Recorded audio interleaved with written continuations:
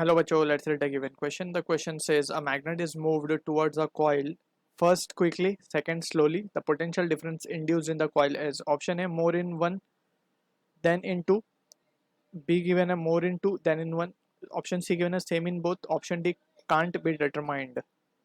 So to understand the question, we need to understand about the key concept of Faraday's law of electromagnetic induction. Faraday's law of electromagnetic induction. So according to this law we can see, first हम state कर देते हैं इसको, whenever when magnetic flux associated with coil changes and EMF is induced in the coil, ठीक है. Potential difference भी बोल सकते हैं, but the term is EMF, ठीक है. सो यहाँ पे ये स्टेटमेंट है फैराडेज लॉ का. एक्चुअली में इसका एक थोड़ा सा modified statement which we will be studying in the higher class is that के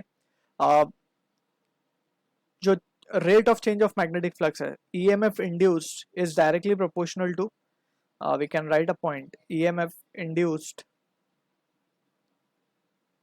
is directly proportional to rate of flux change.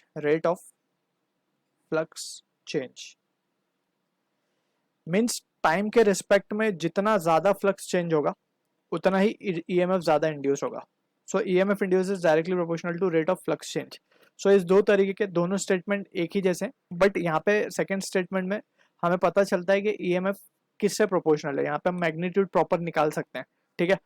तो यहाँ पे अगर हम दोनों कंडीशंस देखें, यहाँ पे मान लेते हैं लेट्स से हमारा कॉइल है और यहाँ पे मैग्नेट है, लेट्स से नॉर्थ पोल है साउथ पोल है. अब हम इसको थोड़ा सा फर्स्ट केस के हिसाब से क्विकली लेके जा रहे हैं. सो जैसे हम इसको क्विकली लेके जाएंगे, सो हमने यहाँ पे देखा EMF induce is directly proportional to rate of flux change. तो जिस रेट का मतलब यहाँ पे टाइम से है, मतलब टाइम के हिसाब से फ्लक्स कितना चेंज हो रहा है, ठीक है ना. तो रेट ऑफ फ्लक्स चेंज की जब हम बात करेंगे, सो यहाँ पे rate of flux change will be more. Quickly वाले केस में,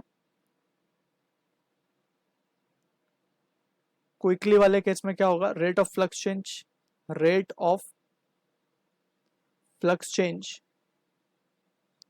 is larger compare to slow वाले केस में.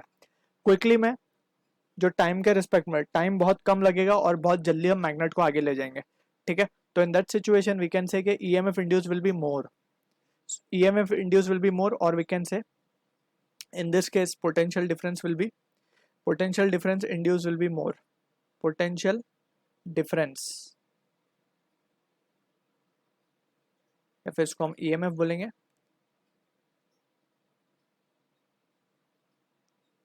is more, ठीक है. तो from this we can say कि फर्स्ट केस में स्लोली की जब हम बात करेंगे, सो रेट जो है टाइम के रिस्पेक्ट में बहुत वी कैन से टाइम ज्यादा लगेगा, क्योंकि स्लो लेके जाएंगे तो उससे रेट कम हो जाएगा, ठीक है ना.